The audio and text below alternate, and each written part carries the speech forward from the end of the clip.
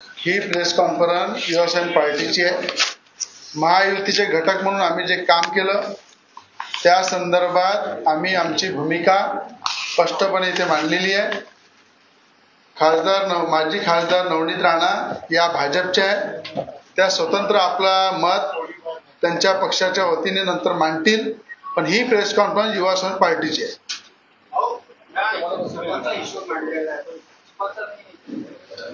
मी सांगितलं ना, भाजपाच्या सगळ्यांचे मी आभार मानले।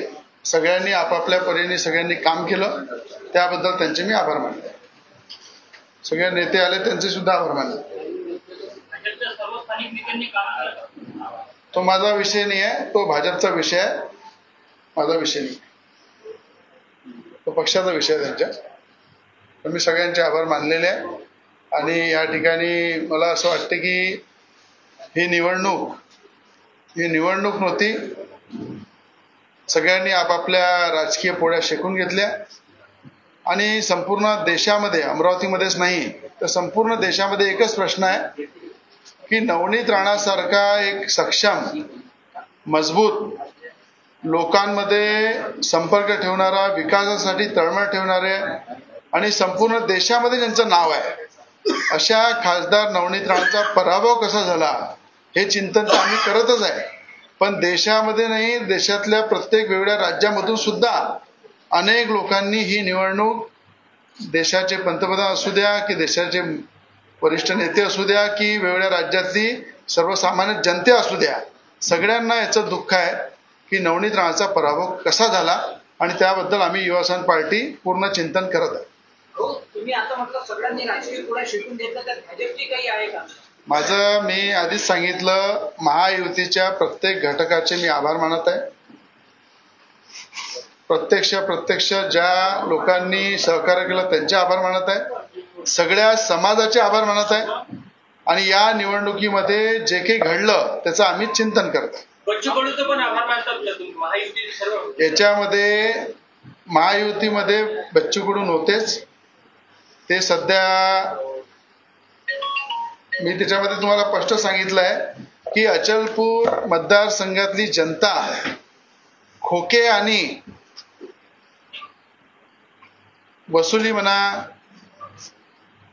ब्लॅकमेलिंग म्हणा की प्रत्येक विषयामागे काही ना काही आम्हाला मिळालं पाहिजे, हा जेवढाही खोक्याचा हिशोब आहे अचलपूरची जनता येणाऱ्या विधानसभेमध्ये मागणार आहे की कशा प्रकारे एका चांगल्या जिल्ह्याच्या विकासासाठी काम करणाऱ्या एका लोकप्रतिनिधीची कसा घात केला आणि अशा पद्धतीचं तोड्या करणे, वसुली करणे आणि फक्त ब्लॅकमेलिंग करून या ठिकाणी राजकारण करणे, हा चेहरा सुद्धा आता जनतेच्या समोर आलेला आहे आणि याची पूर्ण वसुली, पूर्ण हिशोब हे अचलपूर मतदारसंघाची जनता मागेल। आणि ज्यावेळी माझ्यासोबतही काय बार्गेनिंग करण्यात आली, बच्चू कडूचा उमेदवार मागे घेण्यासाठी माझ्यासोबत काय बार्गेनिंग करण्यात आली, मला काय मागितलं, कशा पद्धतीनं तो कॅन्डिडेट उभा केला, कुठून त्यासाठी वसुली झाली, कोणी त्यांना सप्लाय केला, कुठून त्यांच्याकडे या उमेदवार लढवण्यासाठी पैसे आले, हे सगळा हिशोब माझ्याकडे आहे आणि तो हिशोब घेण्याचं काम अचलपूरच्या जनतेचं आहे की एखाद्या जिल्ह्याच्या विकासाचा घात कसा करायचा, आपल्या स्वतःच्या स्वार्थासाठी, आपल्या स्वतःच्या राजकीय पोळीसाठी या घाताचा हिशोब अचलपूरची जनता यांच्याकडे घेणार आहे। हो,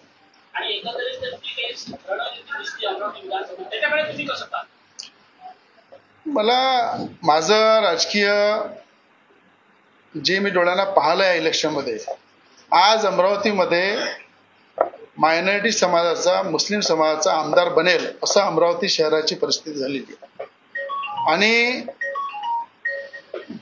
दाखवून दिलेलं आहे की काँग्रेस मुस्लिम समाजाचा वापर करते, पण आता मुस्लिम समाज काँग्रेसला वापर करू देणार नाही। स्वतःचा उमेदवार एकमतानं ठरवून अमरावती शहरामध्ये मुस्लिम समाजाचा आमदार बनेल अशी परिस्थिती अमरावती मतदारसंघाची झाली। तुम्ही जसं म्हटलं की पराभवाचं आत्मचिंतन आम्ही करतो, पण आता जवळपास निकाल लागून 10 दिवस होऊन गेले, तरी काही प्रमुख कारण समोर आली असेल, त्यातले 1-2 कारणं? नाही, कारण पुष्कळ आले, पण मला असं वाटतं की चिंतनाचा विषय असा असते की जेवढा केला तेवढा कमी आहे.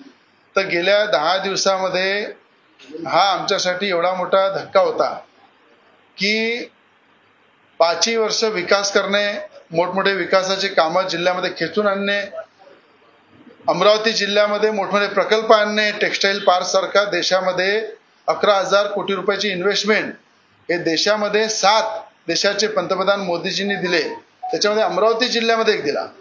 येणाऱ्या काही महिन्यामध्ये एअरपोर्ट सुरू होणार आहे, गव्हर्नमेंट मेडिकल कॉलेज दिलं, आज चिखलदरा सारख्या हिल स्टेशनमध्ये स्कायवॉक दिला, अनेक ठिकाणी राष्ट्रीय महामार्गाचे मोठ्या प्रमाणात बजेटमध्ये तरतूद करून घेतली. आज यवतमाळ, भंडेरा, वलगाव, परतवाडा, खंडवा याला राष्ट्रीय महामार्गासंदर्भात अंतिम मान्यता देशाची केंद्रीय समिती त्याला देत आहे. असे अनेक कामं जे अमरावती जिल्हाच नाही तर संपूर्ण अमरावती जिल्ह्याचं नाव उंचवणारं कामं, महाराष्ट्राचं नाव उंच करणारं काम खासदार नवनीत राणांनी पार्लमेंटमध्ये केलं. तो शेतकरी असू द्या, शेतमजूर असू द्या, प्रत्येकाचा आवाज उचलला, जनसंपर्क ठेवला, लोकांमध्ये नेहमी काम केलं, त्याच्यानंतर त्यांचा पराभव झाला. हा आमच्यासाठी मोठा चिंतनाचा विषय आहे आणि या चिंतनाच्या विषयावर मला असं वाटतं की जेवढं चिंतन केलं तेवढं कमी आहे आणि अजूनही आम्ही त्याच्यावर पूर्णपणे चिंतन करून ज्या काही सुधारणा आहे त्या आम्ही करणार आहे आणि पूर्ण लढाईमध्ये उतरणार.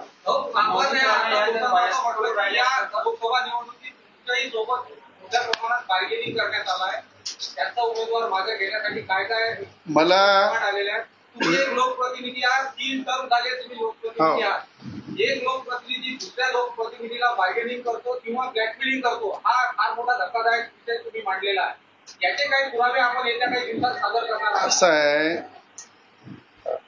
ज्यांच्या विषयावर तुम्ही बोलत आहे, महाराष्ट्रामध्ये तोडीमध्ये, ब्लॅकमेलिंगमध्ये आणि वसुलीमध्ये त्यांचा नंबर 1 काम आहे. ज्या ठिकाणी ज्या ताटामध्ये ते खातात त्याच्याच पाठीमध्ये खंजीर खुपसण्याचं काम हे अचलपूर मतदारसंघाच्या आमदारांनी नेहमी केलेलं आहे. जो चेहरा आपल्याला दिसते तो चेहरा नाही आहे, तो चेहरा फक्त पडद्यावर जसा दिसते तसा आहे, पण अंदरचा जो चेहरा आहे, कपट आणि छल आणि सगळ्या गोष्टीमध्ये जेव्हा मी म्हटलं होतं बाप बडा ना भैया सबसे बडा रुपया, जेव्हा त्यांची झोंबली होती की खोक्याचं राजकारण कसं झालं, एका मागच्या सरकारमध्ये राहून मंत्रिपद भोगून तिथून बाहेर पडणे खोक्यासाठी आणि आज पुन्हा त्यांचं महायुतीला ब्लॅकमेल करणं चालू आहे की मला 20 सीटा लढवायच्या. अरे बाबा, आपल्या मतदारसंघामध्ये डिपॉझिट जप्त झालेलं आहे. तुम्ही अमरावती जिल्ह्यामध्ये जी सीट उभी केली फक्त नवनीत राणाला पाळासाठी केली. ना नवनीत राणा ना जिल्ह्याच्या विकासाचा विचार केला, ना येणाऱ्या जिल्ह्याच्या भविष्याचा विचार केला, ना या शेतकऱ्यांचा विचार केला. मी स्वतः 4-4 वेळा शेतकऱ्यांसाठी जेलमध्ये गेलो, आंदोलन केले. त्यांनी एक आंदोलन दाखवा की 1 दिवस रात्रभर कुठे जेलमध्ये राहिला असं. आंदोलनही करणे म्हणजे फक्त तोड्या करणे अशी परिस्थिती आहे.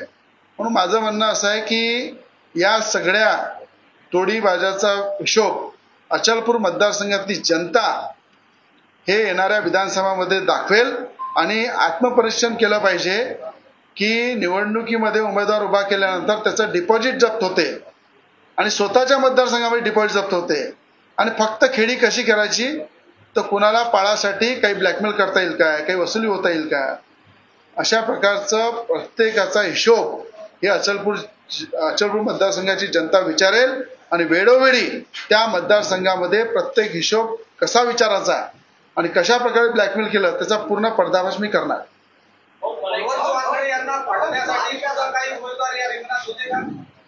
बळवंत वानखेडेंना मी खूप शुभेच्छा दिलेल्या आहे आणि आपल्या जिल्ह्यातला माणूस आहे, आता खासदार झालेला आहे आणि लढाईमध्ये जो जिता व सिकंदर राहते त्या पद्धतीनं बळवंत वानखेडेजी जे आहे ते आज आपल्या जिल्ह्याचे आदरणीय खासदार आहे आणि त्यांनी या जिल्ह्याच्या विकासासाठी नवनीत राणांनी जो प्रयत्न केला तो पुढे त्यांनी प्रयत्न केला आणि जिथे माझी गरज पडली, नवनीत राणांची गरज पडली, पूर्ण ताकदीनं जिल्ह्याच्या विकासात त्यांचा साथ देऊ. पण मला एक खंत आहे की देशाचे पंतप्रधान मोदीजी आज पंतप्रधान झालेले आहे.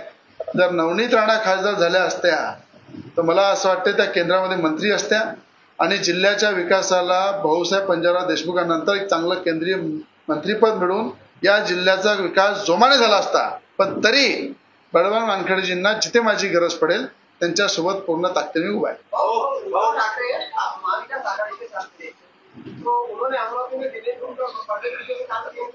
बिल्कुल किया. मातोश्री से कितने पैसे आए और कहाँ से आए त्या सगळ्या संदर्भात पूर्ण आमच्याकडे माहिती आहे. आणि मला असं वाटते अचलपूर मतदारसंघातली जनता ही अत्यंत सुज्ञ आहे.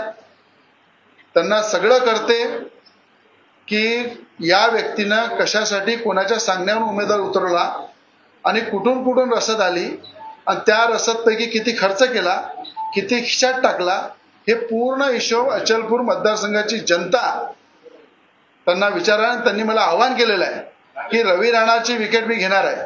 मी त्यांना आवाहन करतो की रवी राणा हा हमालाचा मुलगा आहे, एका गरीब कुटुंबामध्ये जन्मलेला आहे. ह्या अमरावतीच्या जनतेने मला 3 वेळा आमदार केलं आणि राजकीय हा माझा काही धंदा नाही आहे.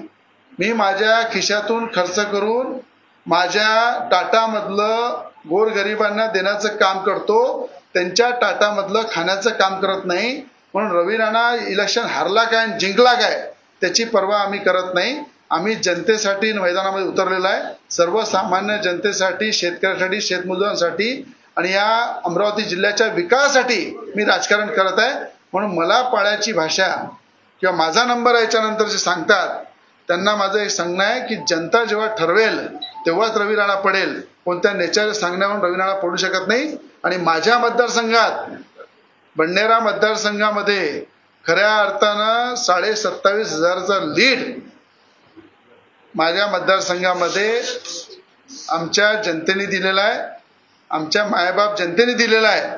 मेलघाटमध्ये आदिवासी भागामध्ये लीड आहे आणि त्याच्याच मतदारसंघामध्ये त्यांच्या उमेदवाराचं डिपॉझिट जप्त झालेलं आहे. आज पूर्ण मतदारसंघाचा जर अभ्यास केला तर अमरावतीच्या जनतेने भरभरून मतदान केलेलं आहे. फक्त राजकीय पोळी शेकल्यामुळे नवनीत राणाचा पराभव झालेला. बच्चू कडूंवर कारवाई व्हावी असं मुख्यमंत्र्यांकडे तुम्ही डिमांड कराल का? काहीच कारवाई नाही आहे. कारवाई ही अचलपूर मतदारसंघातली जनता करेल. आता 2च महिने उरलेले आहे.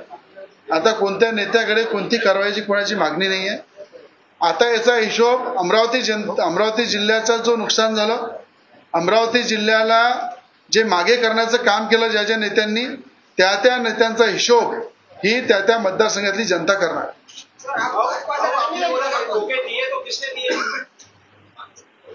मैंने बार बार कहा कि आने वाले फ्रेड में उनके मतदारसंघ की जनता उस खोके का हिसाब लेंगे आणि ज्या ठिकाणी जे सांगायचं आहे की मला माझ्याकडे कशाचे प्रस्ताव आणले, कशा प्रकारे मागणी केली आणि न दिल्यामुळं कसा उमेदवार उभा झाला आणि उमेदवार करण्यामागे कोण कोण होतं आणि कुठून रसद आली याचा पूर्ण खुलासा येणाऱ्या काळामध्ये मी करणार.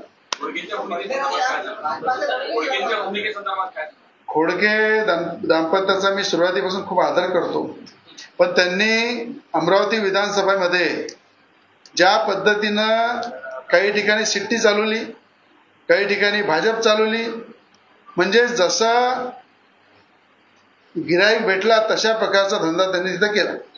म्हणून मला असं वाटतं की अमरावतीची जनता चांगली जाणते की कशा प्रकारे त्यांनी त्या ठिकाणी. मी स्पष्ट सांगितलंय, यशोमतीताई ठाकूर यांनी काँग्रेसचं इमानदारीने काम केलं, सुनील भाऊ देशमुख यांनी काँग्रेसचं काम इमानदारीने केलं आणि अचलपूर मतदारसंघाचे बबलूभाऊ देशमुख यांनी सुद्धा इमानदारीनं काँग्रेसचं काम केलं. काँग्रेसच्या कार्यकर्त्यांनी त्यांची सीट आणण्यासाठी मेहनत केली आणि कोणी दगा केला ते तुमच्या डोळ्यासमोर सांगितलेलं आहे. मग येणाऱ्या काळामध्ये मला असं वाटते की अमरावती मतदारसंघामध्ये जे वर्षानुवर्ष मायनॉरिटीचा समाज काँग्रेसच्या पाठीमागे उभा राहिला, आता त्यांच्यामध्ये एक अलग शक्ती निर्माण झालेली आहे की मायनॉरिटीचा आमदार अमरावती शहराचा मतदारसंघाचा प्रतिनिधित्व करू शकते. म्हणून भविष्यामध्ये अमरावती मतदारसंघाचा आमदार मायनॉरिटीचा राहील असं मला राजकीय वाटते. या पूर्ण निवडणुकीच्या पराभवाचं जे काही आपण तुम्ही विश्लेषण करत आहात त्याची पूर्ण आपण म्हणा ते बच्चू कडूवर जात आहे ते पराभवाचे हिरो. मी तुम्हाला सांगितलं, मी तुम्हाला सांगतो, कोणावरही मी खापर फोडत नाहीये. मी स्वतः या पराभवाची जबाबदारी घेत आहे. मी सांगितलं ना, मी माझ्या या पराभवाची पूर्ण जबाबदारी मी घेत आहे. कोणावरही आरोप प्रत्यारोप करत नाहीये. पण राजकीय जे खेळी झाली त्या खेळीबद्दल मी माझं मत मांडलेलं आहे. म्हणून कोणालाही याच्यामध्ये हिरो बनवायचं काम की त्याच्यामध्ये नवनीत राणा पडल्या हे झालं तसं नाही आहे. माझं म्हणणं आहे, अमरावती जिल्ह्याचा विकासाचा विचार न करता जी राजकीय खेळी झाली त्या खेळीमध्ये त्या मतदारसंघातली जनता त्यांचा हिशोब त्या ठिकाणी करणार आहे. 2च मुलं उरलेले आहे. आपको ऐसा नहीं लगता है क्या कि पिछले 5 सालों में आपने जितने नेताओं पर आरोप लगाए, जिले के जितने भी नेताओं पर आरोप लगाए, उन सभी ने आपके विरोध में एक साथ होकर काम किया और आपको हराने का प्रयास किया? क्योंकि हर समय आपने कभी यशोमती पर पैसे का आरोप लगाया, कभी पर पैसे का आरोप लगाया, कभी मोटे को बालक मंत्री कहा, तो जिसका ये पूरा खामियाजा यहाँ भुगतना पड़ा। मैं जब कोई एखादा ईमानदार नेता काम करता है तो उसके अगेंस्ट कई बेईमान नेता एक हो जाते हैं. देश में भी आप लोगों ने देखा, एक ईमानदार देश के पंतप्रधान मोदी जी जब काम कर रहे थे तो इन्होंने झूठा संविधान का प्रचार किया, 8,500 रुपए बैंक में डालेंगे ये प्रचार किया. अरे कोणाच्या बापाची ताकद नाही आहे की संविधानाला कोणी हात लावल. डॉक्टर बाबासाहेब आंबेडकरांच्या विचाराचं रक्त रवी राणामध्ये आहे. मी खुलं याच्यामध्ये सांगितलंय, आंबेडकरी जनतेमुळं मी 3 वेळा आमदार झालो. बाबासाहेबांना मी गुरु मानतो. आणि ज्या लोकांनी ज्या पद्धतीनं या ठिकाणी अपप्रचार करून एका चांगल्या लोकप्रतिनिधीचा बळी घेतला, त्याच्या मागे हा अपप्रचार आपण एखाद्या वेळेस करू शकतो, एखाद्या वेळेस त्याची लाट तयार करू शकतो, पण त्याचा परिणाम सगळ्यांना भविष्यामध्ये भोगावं लागते. आणि परिणामाचा भोगण्याची वेळ जास्तीत जास्त 2-3 महिने राहिलेले. आता ज्यांनी अपप्रचार केला 8,500 रुपये बँकेत टाकतो, खटाखट संविधानाचं पुस्तक दाखवून लोकांची दिशाभूल केली. त्या आदिवासी मेळघाट सारख्या भागामध्ये सांगितलं आदिवासींचं आरक्षण जात आहे, त्यांचं पूर्ण आरक्षण खतम होत आहे. तरी त्या ठिकाणी आदिवासी सारखा बहुल क्षेत्रातला एक बांधव सुद्धा इतका सक्षम आहे, त्यांनी त्या ठिकाणी नवनीत राणाला लीड दिली. कारण की त्या भागामध्ये सुद्धा नवनीत राणाचं ग्राउंड लेवलवर जमिनीवरचं काम होतं, त्याची पावती त्या लोकांनी. म्हणून आज जे दिशाभूल झाली आहे याचं उत्तर विधानसभेमध्ये मला असं वाटतं सगळ्यांना भोगावं लागेल. संविधान बदलवायला पाहिजे किंवा 405 संविधान बदलू ते खुद्द भाजपच्या नेत्यांनीच बदलावं. असं आहे, जेव्हा या ठिकाणी एनडीएची बैठक झाली सेंट्रल हॉलमध्ये, मला असं वाटते त्या सेंट्रल हॉलमध्ये एंट्री करताना युवा पार्टीनी सुद्धा एनडीएचे घटक म्हणून देशाचे पंतप्रधान मोदीजींना पाठिंबा दिला.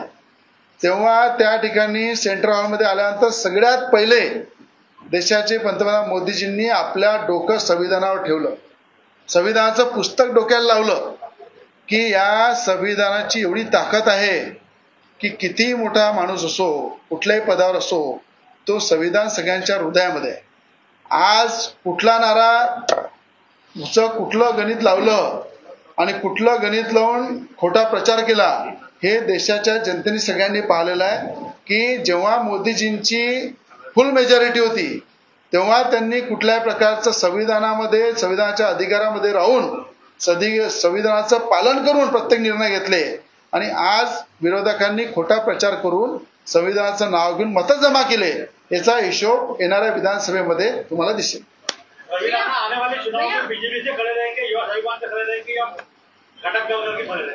रवि राणा हमेशा युवा संघ पार्टी का एक कार्यकर्ता रहा है और राज्य के उप मुख्यमंत्री देवेंद्र फडणवीस साहब उनके साथ गए 15 साल से मैं उनके साथ और हमेशा जब सरकार आई तब उनको पाठिंबा दिया जिले के विकास के लिए, जिले के काम के लिए, किसानों के लिए. आणि मला असं वाटते की मी एनडीएचा घटक म्हणून या ठिकाणी बंडनेरा मतदारसंघात निवडणूक लढील आणि युवा संघ पार्टीवरच लढील. विधानसभा निवडणुकीत युवा स्वाभिमान पक्ष किती उमेदवार देणार आहे आणि मोठ्या प्रमाणात युवासेना पार्टी या महाराष्ट्रामध्ये इलेक्शन लढेल.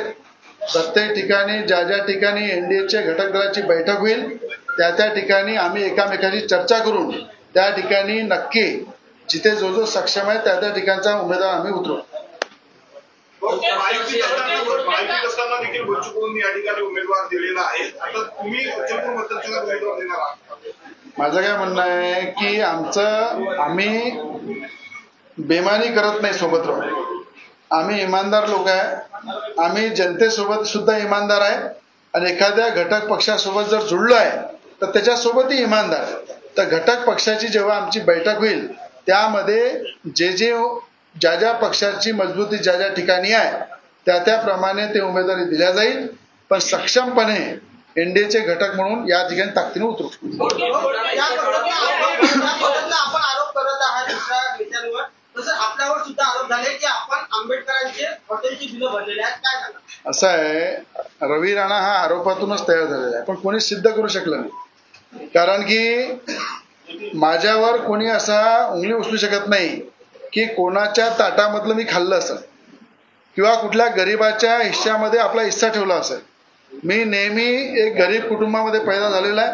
प्रत्येक गोरगरिबांच्या लढाईमध्ये गोरगरिबांच्या हितासाठी मी काम करत आलेलो आहे आणि संपूर्ण अमरावती महाराष्ट्र जनतेला माहित आहे की मी या ठिकाणी जेव्हा लढतो तेव्हा आरपराची लढाई लढतो. शेतकऱ्यासाठी जेव्हा लढलो तेव्हा ताकदीने लढलो. म्हणून आरोप बिनबुडाचे लावल्यापेक्षा कृती काय आपली ज्यांच्यावर मी आरोप करत आहे ते कोणासोबत किती वेळा इमानदार राहिले हे जनतेला सगळ्यांना माहित आहे की त्यांनी पहिले ज्याच्यासोबत होते तिथून सोडून इकडे कसे आले, आता महायुतीसोबत राहून कसा दगाफटका केला, कुठे कुठे उमेदवार उतरवले, कुठे कुठे पाठिंबा दिला, कुठे कुठे सेटलमेंट केलं, तोडी केली, खिसे गरम केले, हे सगळं लोकांना माहित आहे. पण रवी राणाचं एक उदाहरण सांगा की कुठे तोडी केली, कुठे वसुली केली, कुठे बार्गेनिंग केली? कधी नाही. अमरावती जिल्ह्याच्या विकासासाठी जिथे जिथे बार्गेनिंग करावं लागली, जिथे जिथे काम करावं लागलं, ज्या ताकदीसोबत राहावं लागलं त्या ताकदीसोबत रवी राणा केला. रवी राणांनी कधी पैशासाठी कुठली प्रकारची बार्गेनिंग केली नाही. नवनीत राणा के राजनीतिक भविष्य को लेकर आपको कितने कितने जाओगे? आता नवनीत राणा या भाजपच्या कार्यकर्ता आहेत. त्यांच्या पक्षाचा निर्णय त्या घेतील, त्यांच्या पक्षाचा निर्णय त्यांची पक्षसृष्टी घेईल. मी माझ्या युवा स्वाभिमान पार्टीचा नेता आहे, मी एक कार्यकर्ता आहे माझ्या पक्षाचा. म्हणून आमच्या कोर कमिटी आमचा निर्णय आम्ही घेतो आणि त्यांच्या पक्षाचे निर्णय ते घेतील. म्हणून त्यांच्या पक्षाबद्दल मला माहिती नाही. खोडकेंनी या निवडणुकीमध्ये एक भूमिका घेतली होती तुमच्या संदर्भामध्ये आणि त्या भूमिकेमध्ये कशी महायुतीचे घटक आता विधानसभा निवडणुकीमध्ये तुमची भूमिका काय राहील खोडकेंची? तुम्हाला माहित आहे की ज्या पक्षासोबत ते आहे त्या पक्षाचे नेते अजितदादा पवार नवनीत राणाच्या प्रचारासाठी आले होते. तर जेव्हा एखादी भूमिका आपण घेतो की काँग्रेसच्या मतावर जो व्यक्ती निवडून आला, ज्या मायनॉरिटीच्या भरोशावर निवडून आला, त्या मायनॉरिटीला दाखवण्यासाठी त्यांनी प्रेसमध्ये काही बोलले आणि कृतीमध्ये वेगळं केलं. म्हणून मी तुम्हाला सांगतो की अशा प्रकारे राजकीय पोळ्या ज्यांनी शेकल्या त्यांना शेकाचं काम त्या मतदारसंघातली जनता करणार आहे. अमरावती जिले में कई स्थान ऐसे हैं जहाँ नवनीत राणा को जबरदस्त वोटिंग मिला है. कुछ अमरावती शहर की अगर बात करें तो कुछ एक पर्टिकुलर पट्टा छोड़ दो, बाकी जगह पे 90% के आसपास वोटिंग मिला है. तो कहीं ना कहीं अमरावती या बंडरा में तो कहीं ना कहीं वोट बैंक निकालने के लिए हम लोग पीछे रह गए. कि आरोप प्रत्यारोप से पहले अगर हम लोग वोट बैंक निकालने के चक्कर में अगर रहते या लोगों को वोट बैंक तक ले जाते थे, मतदान केंद्र तक ले जाते थे, तो हमारी ये निश्चित ऐसा लगता नहीं था. मैंने बोला ना 2019 में मुस्लिम समाज और दलित समाज का पूरा आशीर्वाद मिला, नवनीत राणा विजय हुई. इस बार अपने लोगों ने अपने को धोखा दिया, वो सब दिख रहा है. पर या ठिकाणी नवनीत राणांनी अमरावती जिल्ह्यामध्ये जे मतदान घेतलं त्या मतदान राजाचं मी आभार मानतच आहे. पण त्यांनी त्या ठिकाणी संपूर्ण देशामध्ये जिथे प्रचार केला तिथे सुद्धा उमेदवार निवडून आले. स्थानों पर 35%-40% वोट बैंक मतदान हुआ है. शहर में बोलो, जिले में ऐसे कई स्थान है 40% मतदान परसेंटेज कमी झाला, वोटिंग परसेंट कमी कहीं ना कहीं टक्केवारी मतदान हुआ. हाँ, मतदान निकालने में वहाँ के लोगों को मतदान केंद्र पहुँचाने में हम नाकाम रहे. मैं बोला ना अपने लोगों ने अपने को धोखा दिया है और उसका आज जो पश्चाताप हो रहा है वो पश्चाताप अमरावती जिले की में इतिहास में नोंद रहेगा की जिस तेजी से अमरावती जिल्हा आगे जा रहा था, ज्या तेजीने अमरावती जिल्हा पुढे जात होता, त्यांना ब्रेक देण्याचं काम मतदान न करून किंवा मतदान कमी होणे हे त्याच्यासाठी तेही लोक तेवढे जबाबदार आहे ज्यांनी खऱ्या अर्थाने या अमरावती जिल्ह्याच्या विकासाला थांबा दिलेला आहे. म्हणून आज देशाचे पंतप्रधान मोदीजींनी शपथ घेतल्यानंतर मला असं वाटते की या जिल्ह्यामध्ये नवनीत राणा खासदार जर असत्या तर या जिल्ह्याचा चेहरा वेगळा राहिला असता. आज जरी बळवंतजी वानखेडे निवडून आले पण त्यांना राहुल गांधीच्या 100 लोकांच्या मागे राहून त्यांना नाराज द्यावं लागणार आहे सरकारच्या विरोधामध्ये. पण सरकारमध्ये राहून काम करणं आणि सरकारच्या बाहेर काम करणं हे मला चांगलं माहित आहे. तर मी सरकारसोबतही राहिलेलो आहे, सरकारच्या बाहेर सुद्धा राहिलेलो आहे. कशा पद्धतीने आपल्याला त्रास होते हे आता जनता पाहतील की अमरावती जिल्ह्याचं नाव त्या पार्लमेंटमध्ये नवनीत राणा मेलघाट पासून तर प्रत्येक तालुक्याचं गावाचं नाव घेऊन आपल्या मागण्या ठेवत होत्या आणि आता तो आवाज दबलेला आहे असं मला वाटतं. यापूर्वी स्वाभिमानी विधानसभेमध्ये आपल्या उमेदवार उभे करणार का? बोललो ना, मी सांगितलं ना तुम्हाला. आम्ही महायुती सोबत आहे. महायुतीच्या जो पक्षाचा उमेदवार मजबूत राहील त्या प्रत्येकाने वाटाघाटा करून आम्ही तो निर्णय घेऊ. मतदारसंघाचे उमेदवार पाडल्यावर फोकस करणार की स्वतः निवडून येण्यावर फोकस राहील? पाडापाडीचं राजकारण रवी राणा करत नाही. मैदानात उतरते तर निवडून येण्यासाठी उतरते आणि महायुतीच्या घटक पक्षाची बैठकीमध्ये जिथे ज्याचा प्रभाव जास्त राहील त्या ठिकाणी ते आम्ही वाटाघाटी करू. युवा स्वाभिमान के कुछ पदाधिकारियों ने फेसबुक पे या सोशल मीडिया के ऊपर भाजपा के कुछ नेताओं के ऊपर आक्षेप उठाया, टिप्पणियां की है. आपको लगता है कि नवनीत राणा के हाथ तो भाजपा के कुछ लोगों का भी हाथ है? भाजपा के सब लोगों ने बहुत ताकत से काम किया है और वो युवा स्वाभिमान के पदाधिकारी जो है और भाजपा रहे या युवा स्वाभिमान पार्टी रहे, युवा स्वाभिमान पार्टी के लोगों ने काम नहीं किया तो मैं कार्रवाई करूंगा. भाजपा ने कार्यकर्ता ने काम नहीं, भाजपा निर्णय लेंगी. वो पक्ष का मैं नहीं कुछ बोल सकता. युवा स्वाभिमान के पदाधिकारियों ने उन पर टिप्पणी की. मैंने तो देखा है, तुमने देखा, मैंने देखा, तुम देखा. यापूर्वी नवनीत युवा स्वाभिमानच्या पक्षावर निवडून आल्या होत्या त्यावेळेस सगळ्यात जास्त मतं हे मोमेडियन समाजाचे, मुस्लिम समाजाचे होते आणि आता आपण म्हणतोय की मुस्लिम समाजांनी त्यांना वोटिंग केलं नाहीये. काय नवनीत राणे जो नारा दिला होता, ऐका ना, नवनीत राणे जो नारा दिला होता की इस देश में रहना है तो जय हनुमान कहना पडेगा, तर त्या नाऱ्याच्या पायी मुसलमान नाराज झाल्यात का, त्यामुळे फटका बसला? असं आहे, मी आधीच सांगितलं 2019 मध्ये ज्यांनी साथ दिला ते निवडून आल्या.